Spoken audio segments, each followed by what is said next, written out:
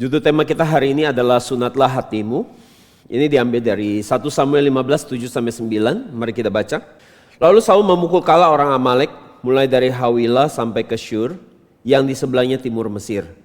Agag raja orang Amalek ditangkapnya hidup-hidup, tetapi segenap rakyatnya ditumpas dengan mata pedang. Tetapi Saul dan rakyatnya itu menyelamatkan Agag dan kambing domba dan lembu-lembu yang terbaik dan tambun. Pula anak domba dan segala yang berharga. Tidak mau mereka menumpas semuanya itu. Tetapi segala hewan yang tidak berharga dan buruk, itulah yang ditumpas mereka. Jadi saudara, kita juga sudah pernah membahas ini, tapi ini kita akan lihat dari sisi yang lain. Jadi perintah Tuhan adalah bunuh semua yang berhubungan dengan orang Amalek. Baik laki-laki, perempuan, anak-anak, ibu-ibu, bahkan sampai ternaknya pun Tuhan suruh bunuh yang ada hubungan sama orang Amalek. Tetapi saudara, apakah Saul dan pengikutnya melakukan sesuai dengan perintah Tuhan? Dan kenyataannya kita tahu, ya kita sudah pernah membahas ini, bahwa ternyata Saul tidak mentaatinya perintah Tuhan. Dan Tuhan katakan kepada Nabi Samuel bahwa aku sangat kecewa sama Saul. Dan ketika Samuel datang kepada Saul dan bertanya kepada dia, mengapa kamu tidak menuruti perintah Tuhan? Saul katakan, oh ini karena rakyat yang minta, supaya ternak yang bagus ini bisa dipersembahkan buat Tuhan. Jadi saudara, kita harus tahu latar belakang kenapa Tuhan begitu marah sama orang Amalek. Sampai sepertinya tidak mau ada satupun orang Amalek yang tersisa di muka bumi. Latar belakangnya adalah pada waktu Musa membawa bangsa Israel keluar dari Mesir dan masuk ke dalam perjalanan padang gurun. Ketika mereka sampai ke dalam perkemahan yang ke-10, yaitu di Rafidim. Rafidim artinya adalah padang rumput atau tempat istirahat atau tempat peristirahatan. Jadi saudara, dari namanya saja ini sangat memberikan pengharapan tentunya buat bangsa Israel. Bagi orang yang sudah berjalan sangat jauh dan sangat lelah saudara, yang menguras banyak tenaga saudara, mereka pasti berharap bisa sampai ke satu tempat ini, yang artinya tempat istirahat, tempat peristirahatan. Rafidim dikenal sebagai tempat yang memiliki oasis yang sangat indah. Terletak 20 km barat laut dari Gunung Sinai. Sekarang namanya adalah Wadi Feiran. Seperti yang gambar yang saudara bisa lihat di depan. Jadi tempat ini benar memang ada, bukan hanya dongeng. Dan bangsa Israel, ketika mereka dalam perjalanan jauh, mereka sangat berharap bisa sampai di tempat ini, bisa bertemu dengan air yang berlimpah-limpah untuk melepaskan rasa dahaga mereka. Akan tetapi saudara, setibanya mereka di sana, mereka tidak menemukan air sama sekali. Seluruh oasis di hari itu benar-benar kering kerontang secara ekstrim. Dan karena mereka pergi ke sana dengan harapan yang sangat besar, ketika mereka lihat kenyataannya bahwa di sana kering kerontang, maka kekecewaan mereka, kemarahan mereka juga semakin sangat besar. Baik kepada Musa maupun kepada Allah itu sendiri. Kita sudah belajar bahwa perjalanan padang gurun totalnya ada 42 kemah. Dan 42 kemah ini adalah menggambarkan kehidupan iman kita sebenarnya. Bagaimana kita sebagai orang Kristen di akhir zaman menjalani kehidupan iman kita untuk kita boleh naik terus perjalanan iman yang mendaki dari perkemahan ke-1, ke-2, ke-3 dan seterusnya sampai kita bisa sampai di perkemahan ke-42 yaitu di Kanaan. Yaitu artinya setiap kita harus terus mengalami peningkatan iman yang bertumbuh terus levelnya sampai kita bisa masuk ke perkemahan ke-42 itu. Bukan ke Kanaan jasmani tentunya, tetapi Kanaan rohani. Maka kita sekarang bayangkan kalau kita jadi bangsa Israel, kita ada di perkemahan ke-10 ini. Setelah kita dilatih begitu rupa oleh Tuhan lewat banyak training pelatihan iman, ya kita sudah belajar taat firman, kita setia, kita melayani Tuhan, kita datang gereja, dan kita udah banyak diproses oleh Tuhan, kita udah banyak mengalami jatuh bangun, dan kita belajar untuk menang terhadap dosa, taat kepada Tuhan. Dan kita semua di dalam perjalanan iman yang melelahkan ini, tibalah kita di perkemahan ke-10 yang namanya tempat peristirahatan. Dan kita pasti berpikir bahwa mungkin ini adalah tempat di mana saya tidak perlu lagi bersusah payah. Mungkin ini adalah waktu di mana saya bisa beristirahat dalam iman saya. Mungkin ini adalah tempat di mana saya bisa melepaskan seluruh kelelahan proses iman yang saya alami. Dan ini adalah tempat di mana saya benar-benar sudah selesai. Ini adalah tempat saya sudah selesai dalam perjuangan iman saya. Saya tinggal menikmati kairos dalam iman saya. Akan tetapi saudara, kenyataannya setelah kita sudah diproses begitu rupa, kenyataan yang terjadi bukan seperti kita harapkan. Bukannya kita terima berkat dan damai sejahtera, yang terjadi malah oasis itu mengering. Terjadi kekeringan di bisnis kita, terjadi kekeringan di dalam masalah pekerjaan kita, ekonomi kita, keluarga kita bermasalah, anak-anak kita bermasalah, kesehatan kita juga bermasalah. Dan kita bertanya, saya sudah begitu setia dan taat pada Tuhan. Saya sudah komitmen sama Tuhan sekian lama, tetapi kenapa saya mengalami hal seburuk ini? Kenapa saya mengalami ketragisan seperti ini? Bahkan orang yang tidak sungguh-sungguh pada Tuhan saja, mereka tidak mengalami ketragisan seperti saya. Jadi saudara, kesulitan dan penderitaan itu yang kita alami membuat kita menjadi kecewa sekali sama Tuhan. Karena kita punya pengharapan yang besar di dalam perjalanan iman ini. Dan keadaan yang dialami bangsa Israel persis sama seperti itu. Bahwa di dalam pengharapan mereka untuk bisa bertemu oasis, kenyataannya justru yang mereka temukan adalah kekeringan. Dan akhirnya umat Israel kecewa dan mempertanyakan keberadaan Tuhan. Mereka tanya, di mana Tuhan? Jadi selama ini kita sering berkata bahwa, atau Tuhan berkata mungkin kepada kita bahwa aku mengasihimu, aku menyertaimu, aku akan menjagamu. Tapi kenyataannya yang terjadi justru hal yang buruk yang kita alami. Jadi kita bertanya bahwa apakah benar-benar Tuhan ada buat saya? Kalau Tuhan itu baik, mengapa saya harus mengalami ketragisan seperti ini? Mengapa saya harus divonis penyakit seperti ini? Mengapa bisnis saya hancur? Kenapa keluarga saya jadi berantakan? Kenapa saya harus ditinggalkan seperti ini? Jadi saudara, ketika iman kita jatuh sampai kepada dasarnya, kita akan pasti punya pertanyaan seperti ini. Di mana Tuhan? Apakah Tuhan benar-benar ada? Dan umat Israel hari itu juga sama. Mereka menanyakan tentang di mana Tuhan. Dan saking marahnya mereka ingin bunuh Musa hari itu. Keluaran 17 ayat 3-4. Kita baca ayat 4. Lalu berseru-serulah Musa kepada Tuhan, katanya, apakah yang akan kulakukan pada bangsa ini? Sebentar lagi mereka akan melempari aku dengan batu. Jadi iman umat Israel telah mencapai titik yang terendah di saat itu. Secara fisik, secara mental, secara kerohanian mereka jatuh serendah-rendahnya hari itu. Dan di saat mereka sedang dalam posisi yang sangat rendah hari itu, bangsa Amalek datang menghantam umat Israel. Jadi Amalek ini kalau kita perhatikan itu mirip sekali dengan pekerjaan setan. Ia menyerang umat Israel di saat kondisi mereka sedang dalam posisi yang sangat lemah. Demikian pula kita di saat iman kita lemah, saudara, setan akan datang menghantam kita. Ia akan menghancurkan kita di saat fisik, mental, rohani kita sedang sangat terkuras, sedang sangat lelah, sangat lemah. Disitulah dia akan datang menghantam kita. Keluaran 17 ayat 7. Kita baca. Dinamailah tempat itu Masa dan Meriba. Musa mengubah namanya dari Rafidim menjadi Masa dan Meriba. Oleh karena orang Israel telah bertengkar dan oleh karena mereka telah mencobai Tuhan dengan mengatakan, adakah Tuhan di tengah-tengah kita atau tidak?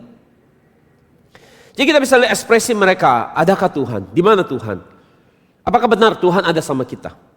Jadi meskipun mereka sudah mengalami banyak mujizat, mereka menerima perlindungan dari Tuhan, bagaimana Tuhan membedakan mereka dengan bangsa Israel, mereka melihat bagaimana 10 tulah terjadi, mereka lihat laut yang terbelah, mereka mengalami bagaimana air yang pahit jadi manis.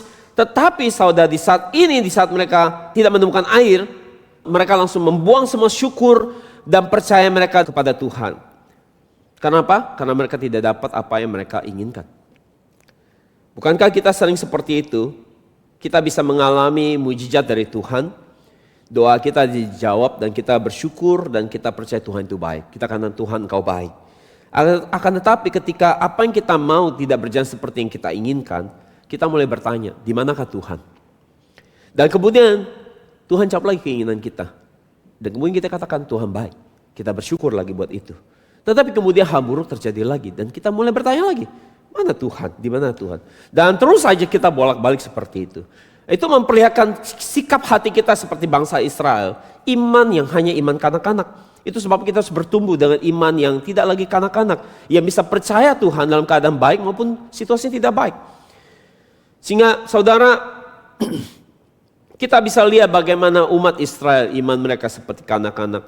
Sehingga kita juga harus belajar menggeser iman kita dari iman kanak-kanak menjadi iman yang dewasa.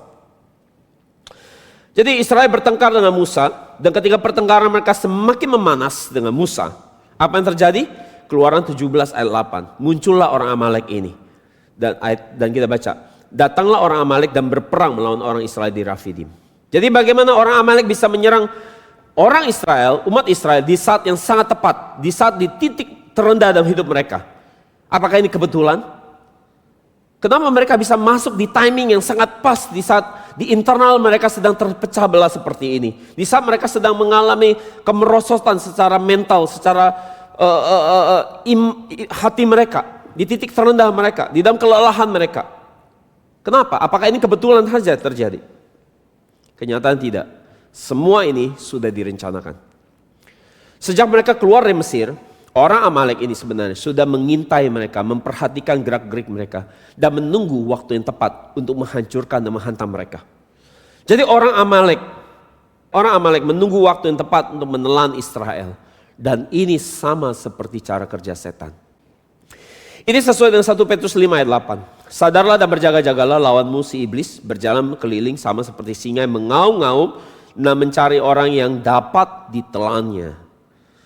Jadi bagaimana supaya kita tidak ditelan? Kita perlu tersadar dan berjaga-jaga. Tidak boleh terlalu percaya diri. Merasa bahwa setan itu hanya bisa mengaum-ngaum. Harus tahu, selain dia bisa mengaum, dia bisa menelan saudara sih. Jadi saudara harus tahu itu. Ya, bukan hanya karena berkata, dia hanya bisa mengaum-ngaum, dia tidak bisa apa-apain kita. Enak aja, saya baca, ia bisa telan saudara. Artinya dia tahu kapan waktu yang tepat buat menjatuhkan saudara, menghancurkan saudara. Itu sebab Alkitab ingatkan kita untuk sadar dan berjaga-jaga. Jadi orang Amalek adalah wujud setan. Mereka berjalan berkeliling mencari kesempatan untuk menelan Israel. Jadi kita pun harus punya iman yang terus tersadar dan berjaga-jaga jika kita tidak ingin ditelan oleh iblis. Harus terus punya iman yang terbangun, tidak boleh tertidur. Itu sebab latar belakang kenapa Tuhan benci sekali, marah sekali dengan orang Amalek ini. Keluaran 17:16 terjemahan NASB kita baca. Yang sudah saya terjemahkan. Dan Musa berkata, karena Tuhan telah bersumpah, Tuhan akan berperang melawan Amalek dari generasi ke generasi. Jadi ini penyebab kenapa Tuhan marah sekali dengan Amalek. Karena mereka menyerang umat Israel di saat umat Israel dalam kondisi yang sangat terpuruk, sangat rendah. Dan Tuhan berjanji untuk apa? Menumpas mereka sampai habis di muka bumi. Oke. Sejak peristiwa ini terjadi, bagaimana mereka menghantam umat Israel di tahun 1446 sebelum Masehi. Tuhan menunggu 400 tahun untuk membalaskan murkanya ini kepada orang Amalek. Dan sekarang penantian 400 tahun ini telah tiba dan eksekutornya ada di tangan seorang yang namanya Raja Saul. Tetapi gara-gara satu orang ini yang namanya Saul, rencana Tuhan 400 tahun ini digagalkan oleh satu orang ini. Jadi saudara bisa kebayang bagaimana marah dan kecewanya Tuhan kepada Saul. Dan itu hanya gara-gara keangkuhan dan kesombongan Saul sehingga merusak rencana Tuhan atas bangsa Amalek ini. Jadi Saul begitu lancang, dia pakai pikirannya sendiri untuk membuat keputusan yang berlawanan sama perintah Tuhan. Jika kita lihat di 1 Samuel 15:17, saudara bisa baca sendiri ayatnya di depan. Saul adalah orang yang awalnya rendah hati, dan kita sudah belajar di tema Saul menjadi Paulus, Paulus menjadi Saul. Bagaimana Saul ini awalnya adalah orang yang rendah hati, tetapi apa yang membuat seorang Saul yang awalnya rendah hati kehilangan sikap rendah hatinya? Itu adalah sejak dia jadi raja, dia menjadi sombong. Hasilnya ia menilai firman Tuhan menurut pikirannya sendiri, pandangannya sendiri. Firman Tuhan ini ditambahkan dan dikurangi suka-suka hati dia. Dia berpikir, kalau aku melakukan ini Tuhan pasti senang. Dan ini bahaya sekali. Seringkali kita melakukan sesuatu, kita pikir Tuhan senang, pada Tuhan benci sekali akan hal itu. Kita pikir Tuhan berkenan, pada Tuhan marah. Kenapa? Karena kita terlalu percaya diri dan kita merasa diri kita bagus. Sehingga apa yang kita pikir itu, kita pikir bagus buat kita. Padahal belum tentu bagus di mata Tuhan.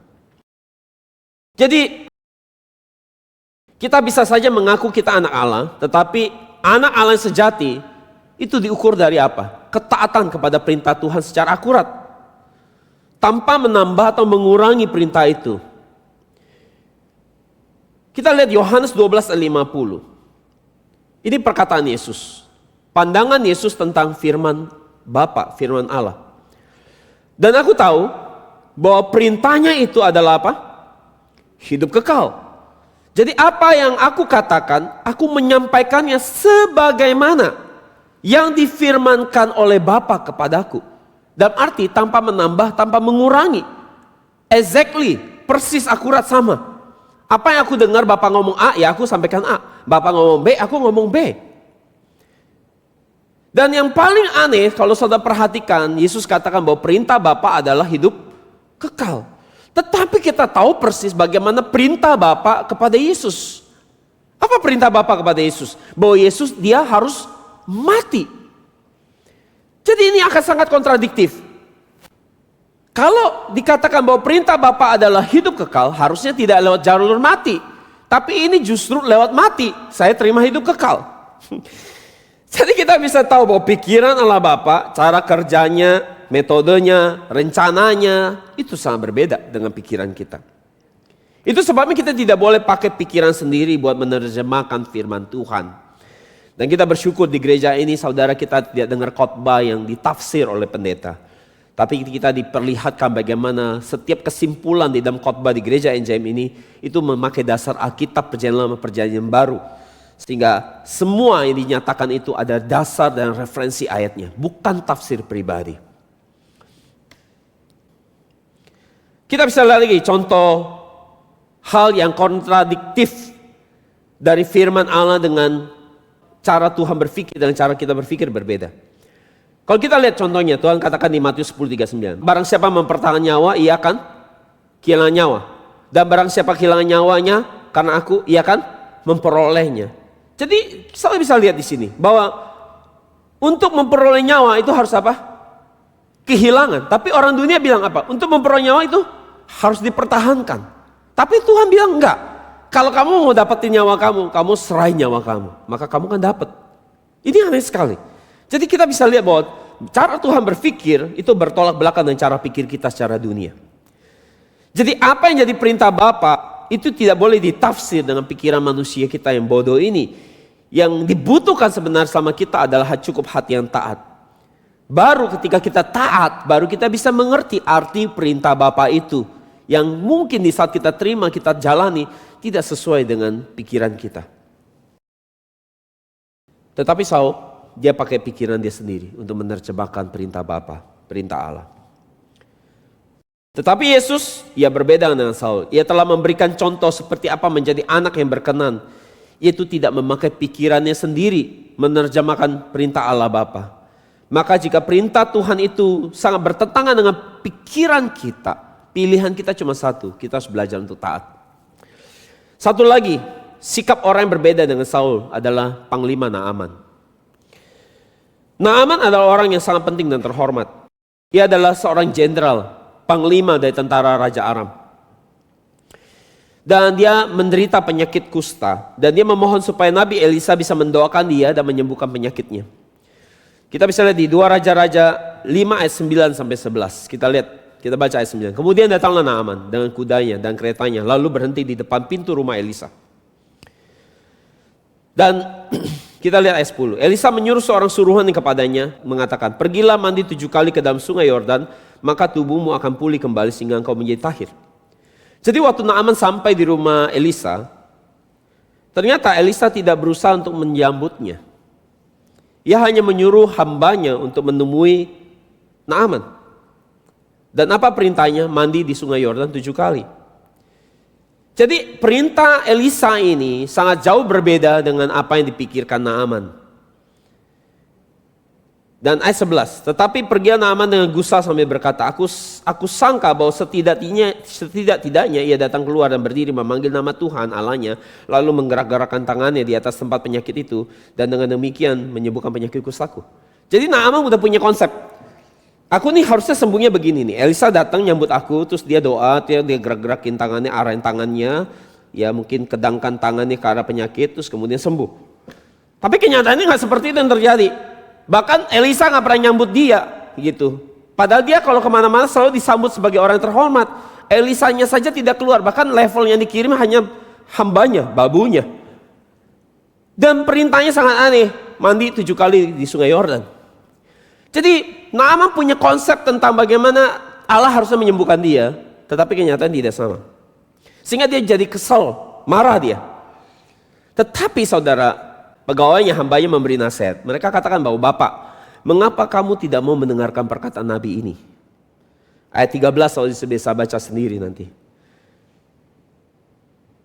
Bapak, engkau tidak diperintahkan untuk bunuh 1000 orang.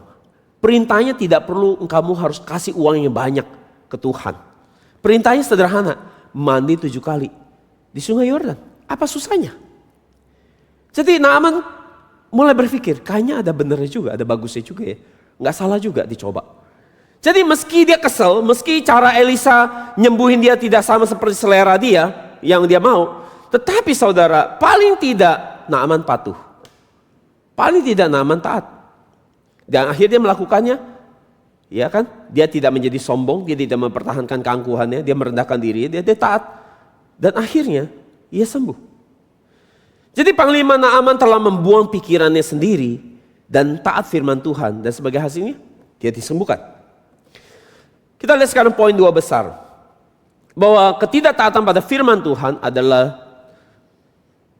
keras hati dan melawan Tuhan. Jadi sebenarnya ketika kita keras kepala, kita tidak taat pada firman Tuhan. Setiap kita, waktu kita tidak taat pada firman Tuhan sebenarnya, setiap kita tahu persis bahwa kita sedang menjadi keras kepala dan keras hati untuk melawan Tuhan. Kecuali saudara anak kecil. Saudara tidak tahu bahwa saudara lagi melawan Tuhan. Tetapi kalau saudara orang dewasa, punya hati nurani, saudara pasti tahu waktu saudara melanggar firman Tuhan. Jadi awalnya semua kita punya kesadaran ini. Walaupun lama-lama kadang kita biarkan, kita terus lawan firman Tuhan, kita terus melakukan dosa ini. Lama-lama hati kita jadi keras. Tapi awalnya semua orang yang dewasa tahu. Waktu dia tidak jalani hidup tidak sesuai dengan perintah Tuhan. Mereka tahu kok, mereka bikin sebuah kesalahan. Oke? Roma 1 ayat 21 kita baca. Sebab sekalipun telah mengenal Allah, mereka tidak memuliakan dia sebagai Allah. Terjemahan lain, menghormati dia sebagai Allah. Atau mengucap syukur. Sebaliknya mereka diserahkan kepada kesia-siaan oleh pikiran-pikiran mereka dan hati mereka yang tanpa pengertian telah digelapkan. Jadi kalau kita ngerasin hati kita, lama-lama hati kita jadi gelap. Hati kita jadi keras, walaupun awalnya sebenarnya tidak seperti itu. Jadi saudara, kalau kita lihat ayat ini, Roma 1 ini, kita bisa tahu bahwa ini tidak bicara orang di luar Kristen. Ini sedang bicara orang Kristen. Sebab di awal dikatakan, sebab awalnya mereka telah mengenal Allah. Jadi ini orang Kristen. Jadi banyak orang Kristen hari ini secara hati nurani, mereka tahu mereka melakukan dosa. Mereka menipu orang, berzina, bersikap palsu dan munafik, iri hati, sombong. Ada banyak skema jahat di hati mereka. Mereka lebih mengandalkan manusia daripada mengandalkan Tuhan. Memutuskan apa-apa tanpa melibatkan Tuhan. Dan ketika itu berlangsung bertahun-tahun. Awalnya mereka tahu mereka salah. Tapi awalnya mereka tahu itu salah. Tapi berlangsung bertahun-tahun hati mereka jadi gelap. Kehilangan kepekaan. Dan akhirnya hatinya jadi keras. Kepalanya juga jadi keras kepala. Jadi Saul harus tahu, hal yang membuat Tuhan marah sekali kepada Saul adalah sebenarnya apa? Bahwa Saul sebenarnya tahu dia salah, tapi dia pura-pura tidak tahu. Jadi orang yang hati nurani telah tumpul, kalau saya perhatikan, mereka selalu berjanji mau berubah. Akan tetapi, itu hanya berlangsung sesaat. Misal waktu mereka lagi berdoa, mereka lagi di gereja, mereka dicama Tuhan, dan mereka berjanji mau berubah. Tapi itu hanya sesaat. Kemudian mereka akan kembali lagi melakukan dosa yang sama atau kebiasaan yang sama. Misalnya ada orang selalu mencari alasan-alasan untuk tidak beribadah di hari Minggu. Atau mencari teori-teori pembenaran diri untuk tidak perlu persepuluhan. Sebenarnya orang-orang ini mereka tahu yang benar. Tapi mereka mau mencari pembenaran buat kesalahan mereka. Supaya hati mereka tidak perlu bergejolak. Karena tidak taat pada firman Tuhan. Tapi mereka tahu yang benar sebenarnya. Jadi mereka mencari konfirmasi-konfirmasi supaya tidak perlu melakukan firman itu. Yeremia 4 ayat 4 katakan, sunatlah dirimu sendiri, ini ayat referensi kita. Sunatlah dirimu sendiri bagi Tuhan dan buanglah kulit khitan hatimu. Hai orang-orang Yehuda dan penghuni Yerusalem, supaya kemarahanku tidak datang seperti api dan membakar tanpa ada yang dapat memadamkannya karena kejahatnya perbuatan-perbuatanmu. Jadi Alkitab katakan, jangan hanya sunat kulit kelaminmu, sunat hatimu. Buang itu kulit kulup di hatimu. Buang itu kekeras kepalaanmu, kekerasan hatimu, buang. Karena Tuhan sudah muak dengan semua itu dan murkanya sekarang sedang menyala-nyala untuk melawanmu. Jadi hati kita ternyata ketika kita keras hati, itu artinya hati kita sedang terselubung oleh sesuatu yang membuat kita tidak bisa taat pada firman Tuhan. Ada selubung yang menutup hati kita yang membuat kita selalu mencari alasan-alasan untuk tidak taat pada firman Tuhan. Kalaupun mau taat itu tidak bisa taat 100%, terus aja kompromi. Jadi ketika kita dengan firman yang menegur dosa kita, kita berkata, ya aku mau bertobat. Ini aku berdosa. Akan tetapi setelah beberapa hari kita melupakannya lagi. Jadi mengapa kita terus bolak-balik seperti itu jatuh bangun dalam dosa? Itu karena hati kita keras. Itu karena ada kulup yang menutupi hati kita yang begitu keras, dan itu harus dipotong, dibuang, baru hati kita bisa dengan lembut menyambut firman Tuhan dengan baik di hati kita dan bisa taat pada firman. Jadi sekarang pertanyaan kita harus potong pakai apa? Kita harus sunat pakai apa ini? Itu dengan apa? Pedang roh, yaitu firman Tuhan. Sesuai dengan Efesus 6 ayat 17.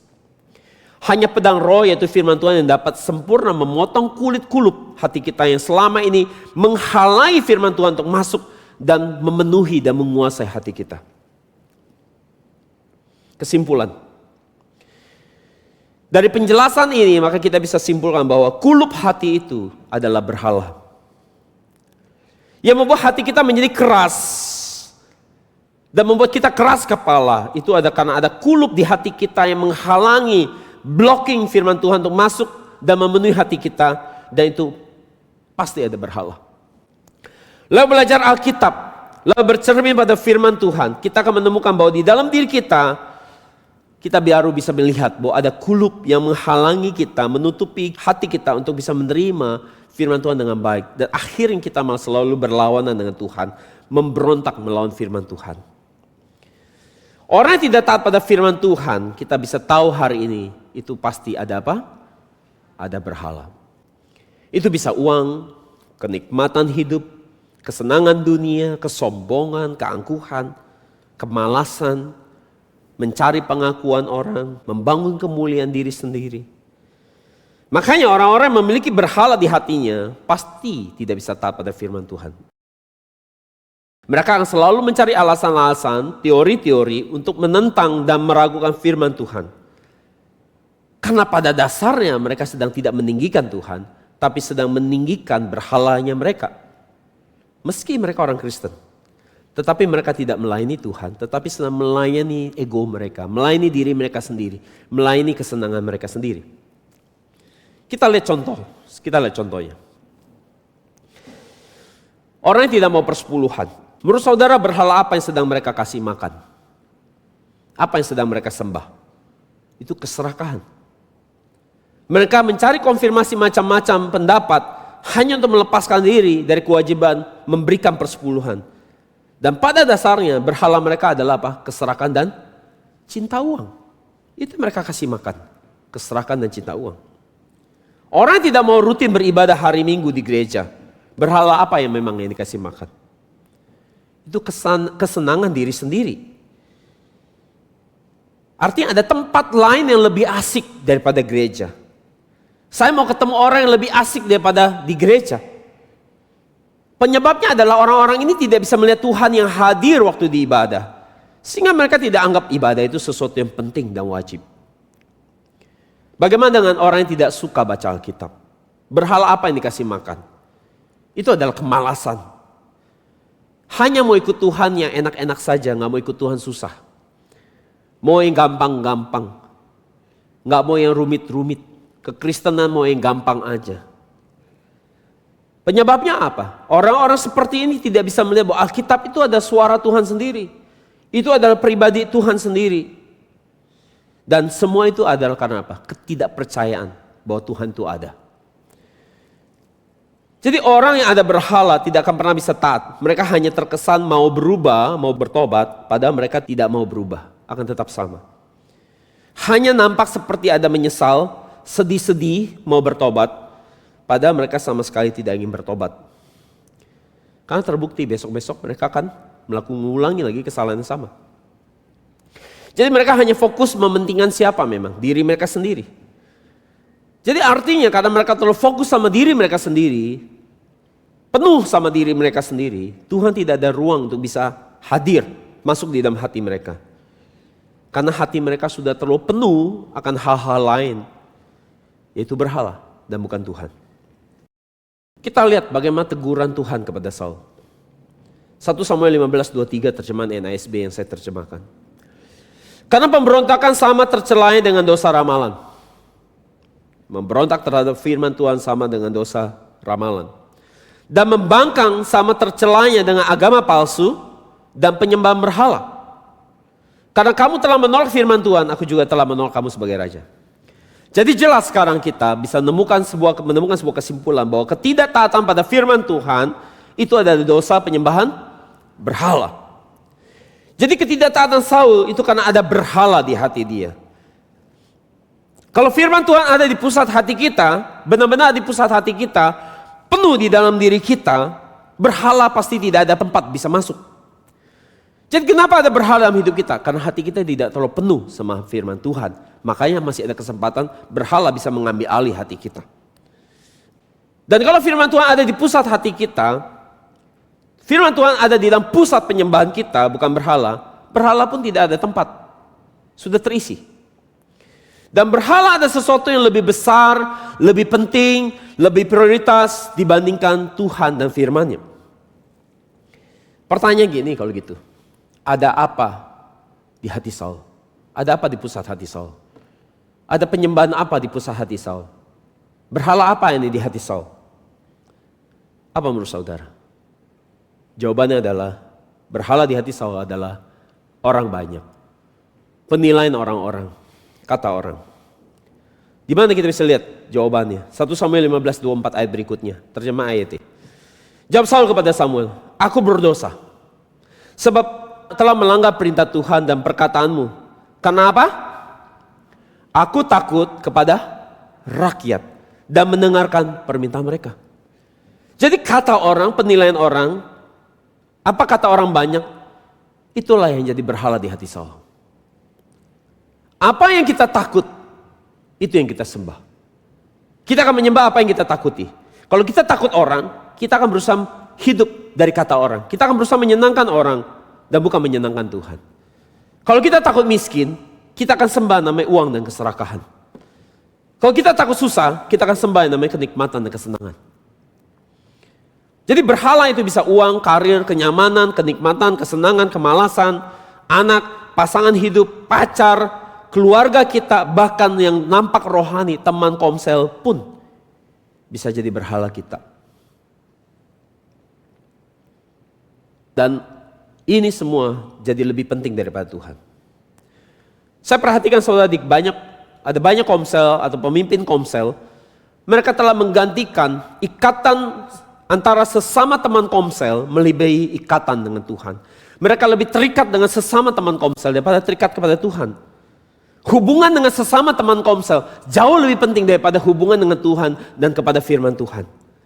Firman Tuhan tidak penting, gak ada firman di komsel tidak ada penting. Yang penting kita saling memperhatikan, itu jauh lebih penting.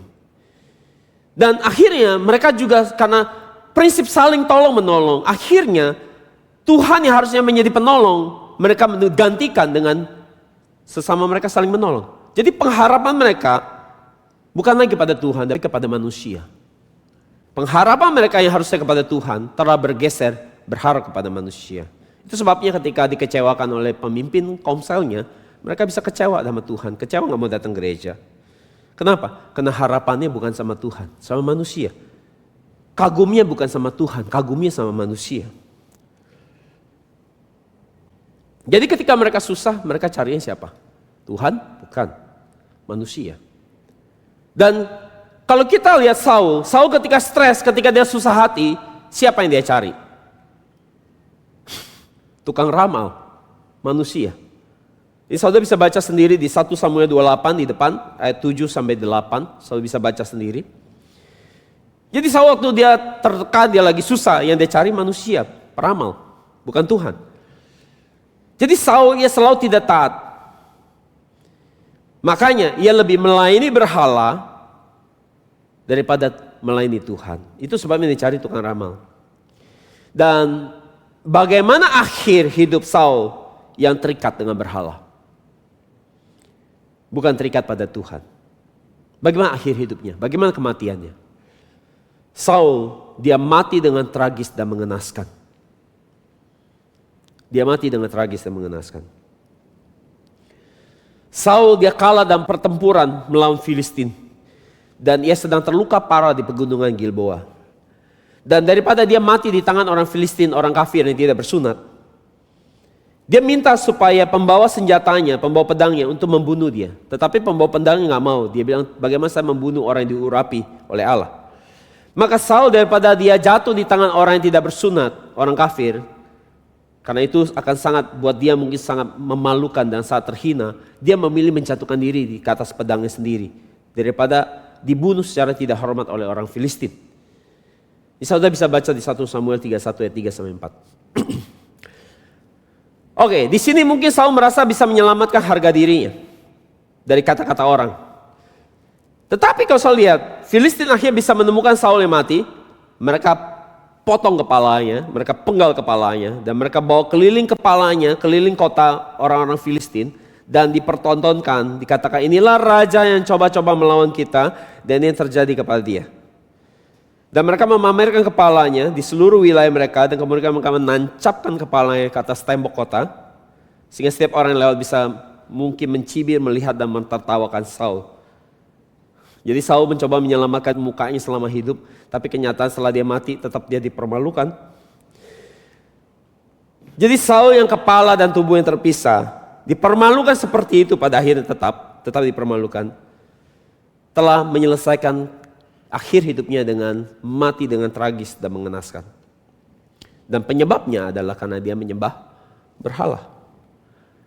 Jadi mereka menyembah berhala akan mati dengan tragis. So bisa baca ayatnya di 1 Samuel 31 ayat 8 sampai 10 yang saya sampaikan tadi. Apa perintah Tuhan? 10 perintah Tuhan yang pertama. So masih ingat? Jangan ada Allah lain di hadapanku, jangan ada yang lain di hatimu. Jadi artinya apa? Jangan ada yang lain di hatimu artinya hanya apa? Harus hanya ada firman Tuhan di hati kita.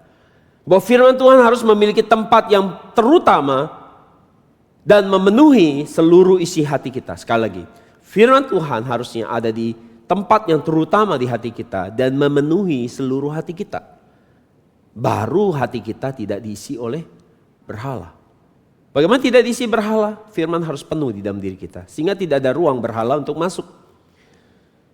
Jadi mereka tidak menjadikan firman Tuhan sebagai yang terutama, dan tidak taat pada perintah Tuhan. Apa yang terjadi? Mereka akan menjadi orang yang menyembah berhala dan menjadi orang yang angkuh dan sombong pada akhirnya. Itu sebabnya mereka yang sombong, mereka tidak mungkin bisa hidup melayani Allah dan memuliakan Allah dalam hidup mereka. Karena mereka mau menjadi Tuhan atas diri mereka sendiri. Kalau saya perhatikan jemaat di Berea, mereka disebut jemaat yang baik hati. Kisah Rasul 17 ayat 11, kita baca. Orang-orang Yahudi di sana lebih baik hatinya. Perhatikan baik-baik.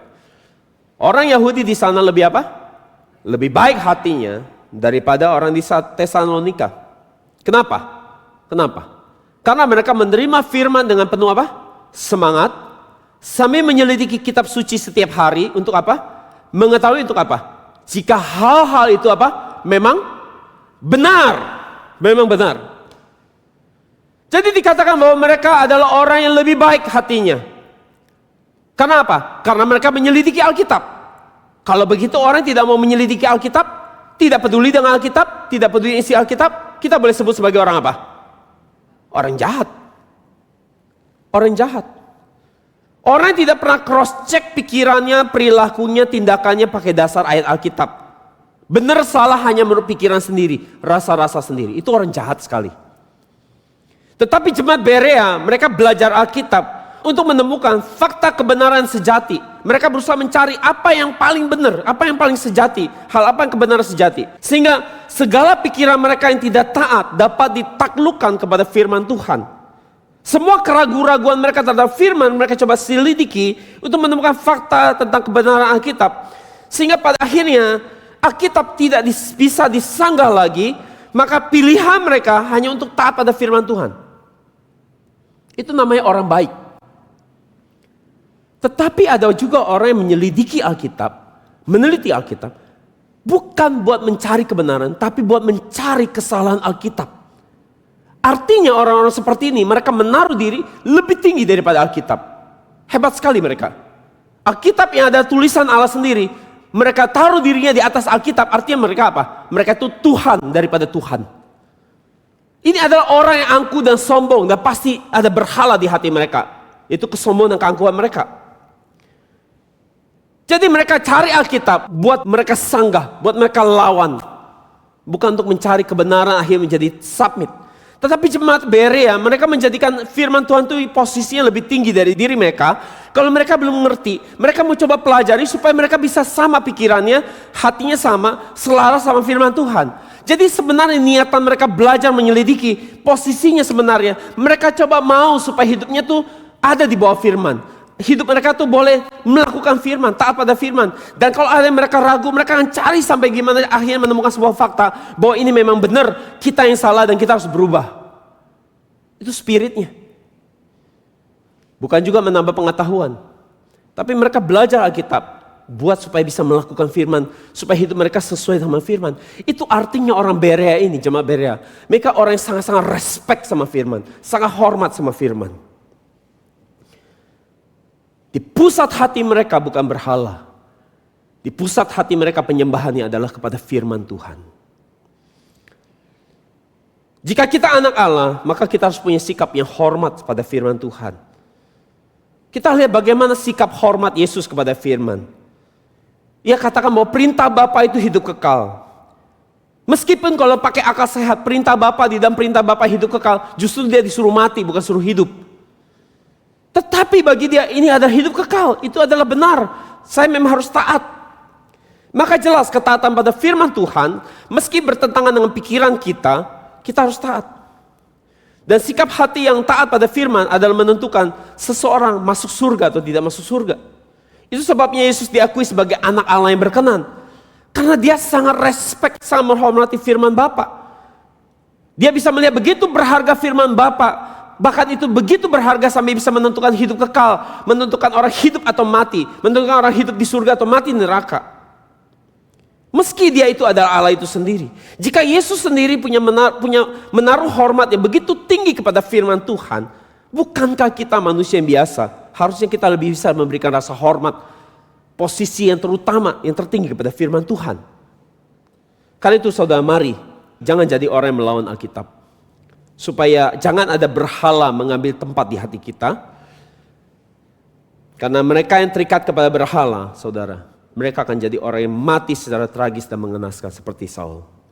Amin. Mari kita berdoa.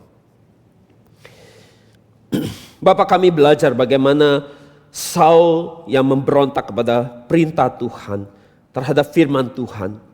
Dia tahu dia salah, tetapi dia pura-pura tidak tahu. Dan malah cari pembenaran diri dan berbagai macam alasan. Bapak, tolong kami menjadi orang yang punya pertobatan yang sejati, yang sungguh-sungguh. Bukan hanya bertobat di perasaan, tapi dengan kesadaran diri yang penuh kami benar-benar bertobat dari jalan hidup kami yang salah. Dan tolong kami juga boleh menjadikan firman Tuhan menjadi tempat yang terutama di hati kami. Bukan berhala yang mengisi hati kami. Tolong supaya firman Tuhan jangan ada di urutan yang kedua atau ketiga dalam hidup kami. Tapi sungguh-sungguh firman Tuhan kami mau memberi rasa hormat, respect yang tertinggi kepada firman Tuhan. Untuk firman Tuhan boleh ada di posisi yang terutama dan utama di hati kami. Dan memenuhi hati kami. Sama seperti Yesus menghormati firman Bapa. Demikian kami menaruh firman Bapa sebagai posisi tertinggi. Sehingga hati kami terisi penuh oleh firman. Sehingga tidak ada peluang berhala masuk ke dalam hati kami. Sehingga kami tidak mati secara tragis, mengakhiri hidup yang tragis seperti Saul oleh karena terikat pada berhala. Tolong umat-Mu hari ini yang sedang bergumul dengan hidup mereka, Kiranya firman Tuhan yang terutama dan utama di hati mereka, menolong mereka untuk mengerti setiap proses perjalanan iman yang mereka alami. Susah payah mereka alami, mereka bisa mengerti bersama firman Tuhan. Dan bisa mengerti pikiran Allah, firman yang mereka terima di tempat ini. Sebenarnya kami memberikan persembahan, berkati persembahan ini, supaya benar-benar apa yang kami berikan ini boleh dipakai untuk memperluas penyebaran firman yang murni. Kami mengucap syukur Bapa dengan meninggikan nama Yesus yang berharga. Mari jemaat sama-sama kita katakan, amin, haleluya, beri kemuliaan buat Tuhan.